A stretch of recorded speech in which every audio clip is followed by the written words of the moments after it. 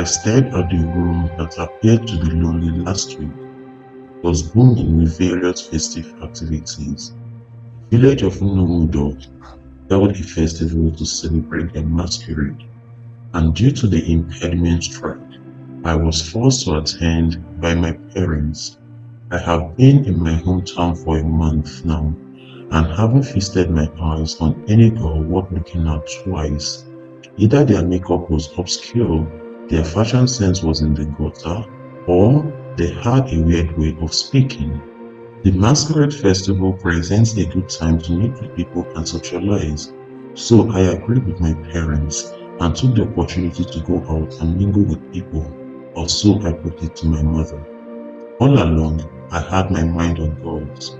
Maybe during this beautiful occasion, I can finally meet girls worth the stare. Even if all I do is scope them, it will be worth it.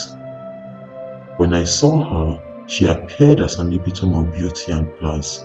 I knew I had to speak to her. I walked towards her, and before I could even say a word, she smiled at me, and those beautiful sets of teeth assured me that she was different from the typical village girl. Hi, my name is Essien.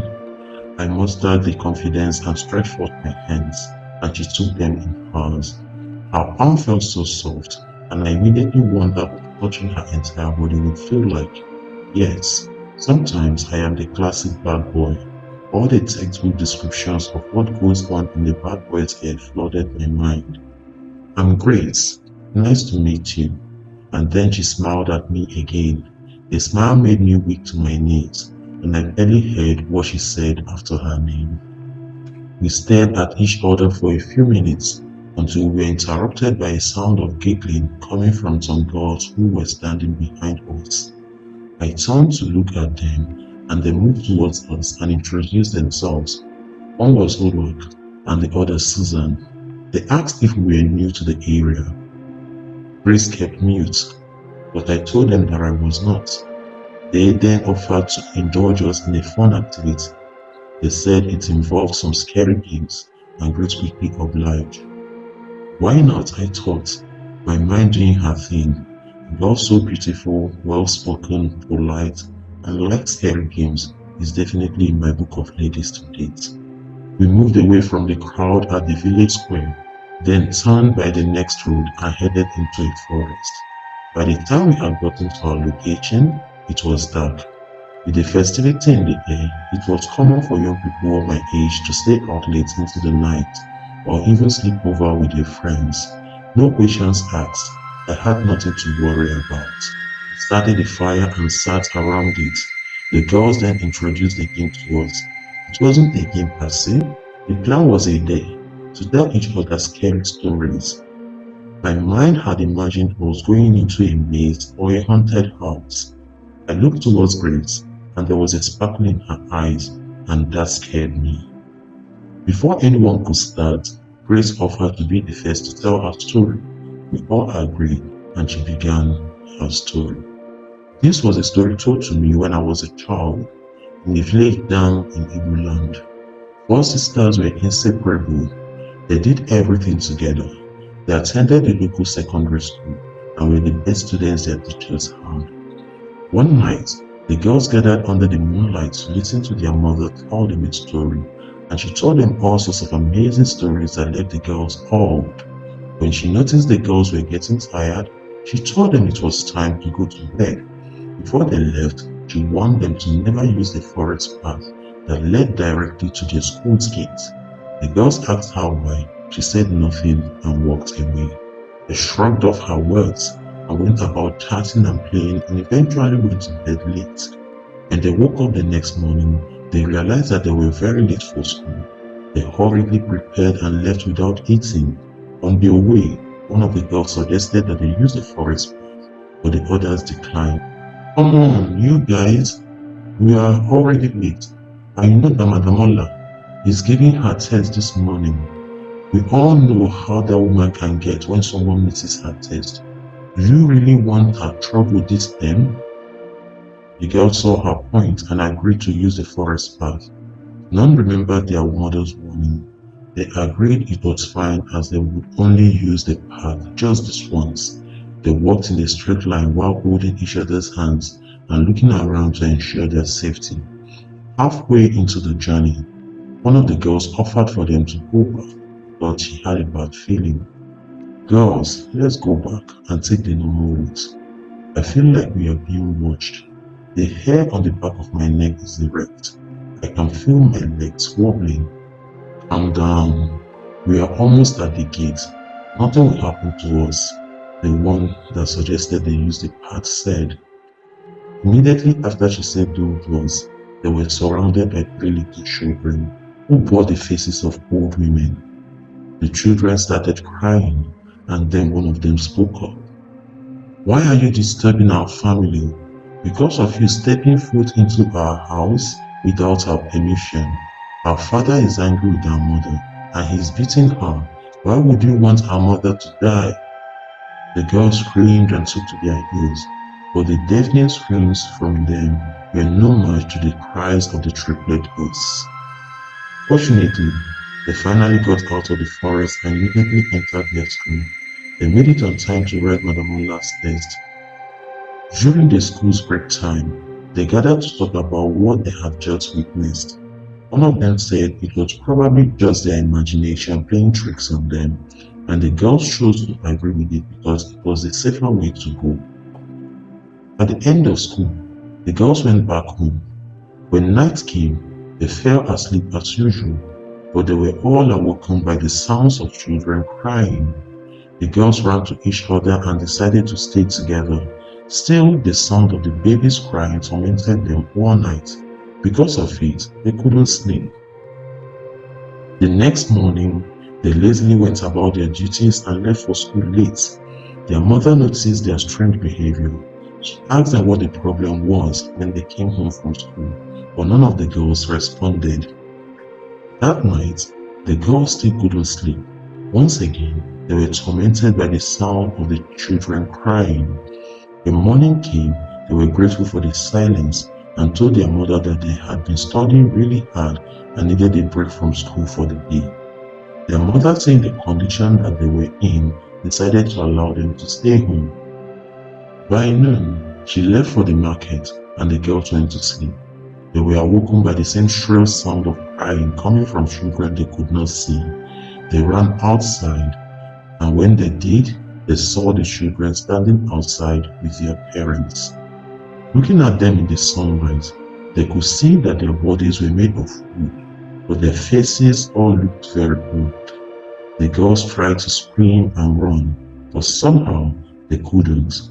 One of the creatures who appeared to be the father moved towards the girls, slowly touched their faces one by one with his hand, leaving a scar close to their ears. He smiled at them, and the children spoke in the deepest voice the girls ever heard. Now you will become a part of our family. They all smiled, and with the wind, they disappeared. The girls could finally feel their bodies and started running and screaming. One of them bumped into their mother, and she held her and asked her what the problem was. The girl couldn't talk. Her mother turned her face, and that was when she saw the scar. Her face became pale as if all the blood had been drained from it. Where are your sisters? She asked with a tone of urgency. I don't know. We need to find them. Now, come with me. Together, they went in search of the sisters, and when they finally found them, their mother took them inside and told them about the monster that lives in the forest. His name is Ariel. A long time ago, he committed an abomination in the land, and the elders banished him to the forest to never come out. He went in there and met with the tree goddess. He told the goddess that he wanted revenge on the people who banished him to the forest. The tree goddess granted his wish and gave him the face of an old woman and the skin of. She told him that whosoever he looked at with that face had two options: either they die a terrible death or an unexplainable death, or they take his image and become exactly like him. He made this deal with the tree goddess, and the villagers had no idea. The villagers started to suspect that something was wrong when people who went to the farm to fetch firewood came back home and died an unexplainable death a few days later. And then they made a rule that nobody was to go into that particular forest. Some days later, a kind woman came into town with her family and enrolled her children in the same school you girls attend. One day, the kids were running late for school and decided to use the forest path. When they came out, they started acting mad, and a few days later, they disappeared. She had triplets. Fear gripped the girls as they heard their mother come to the end of her story. That is why I warned you girls to never step foot into that forest. That mark on your neck is the same mark the woman's children had when they got out of the forest. You have a choice to make girls, killed, or turn into a monster. Their mother stood up, was stopped by one of her girl's patients. Is there a way to stay alive without choosing any of those options? The only thing to do is to make a deal with Emil, and the deal is not one you want to make. What is the deal? The girl continued to ask. You have to become his slave, the mother said. Your job will be to tell anyone you meet about him, and he will come for them as they sleep. That is the only way to stay alive. The girls all looked at each other and shivered with fear. A few weeks later, one of the girls ran mad from seeing my girl smiling at her everywhere, and she was taken to a mental hospital where she died. The second girl was found dead on the road. Parts of her body lay everywhere on the street. The last one disappeared, and rumors have it that she chose to become like Ariel. The firstborn was never seen in the village again, and nobody knows where she is to date. However, the villagers say that she left town to spread the news about Ariel. When Grace ended her story, nobody could say anything. We were all frozen in fear. She smiled and said, "Cheer up, guys, it's just a story.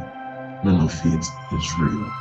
Before any of us could have a chance to respond, the village vigilante team started shouting, and we all ran to our respective homes. I forgot the event of that day. The next day, I went about my normal business. Grace and I became very close, and we even fell in love. 2 months later, I heard that Udo had died in a ghastly car accident. Grace and I went to her mother's house to mourn her demise.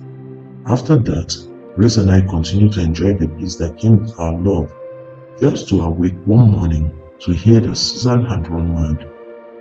That evening, I sat in my room and started thinking about the story Grace had told us. I became afraid, but I could only hope that the story wasn't real. 2 weeks later, I fell ill. My mother rushed me to the hospital when my condition was getting worse and medicine was not helping. I stayed in the hospital for a week without getting any better. Doctors did not know what was wrong with me. Grace continued to visit me in the hospital, and one day I noticed a scar on her neck. "Grace, what is that scar on your neck?" She looked at me and then she broke down. "I'm sorry, Sin. I didn't want to die. There were so many things I had to accomplish, and I just couldn't die. I made a deal with Awiri. I have never cared about the people I was killing, but with you, it is totally different. But there is nothing I can do now. It's already too late. I'm really sorry, Sin. I promise you are the last person I will tell this story to. I won't be responsible for another person dying.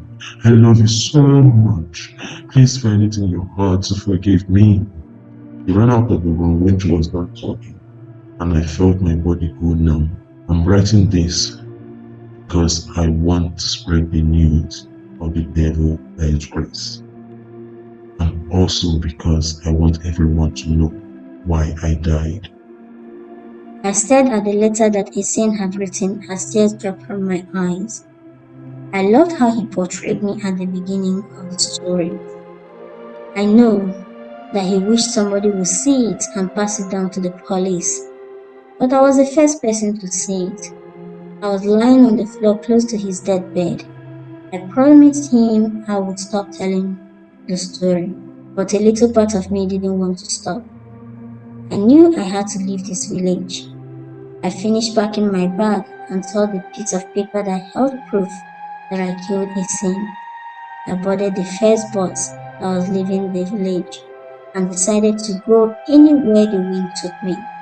One thing was sure, I would not stop telling people about the monster that is called Ariel.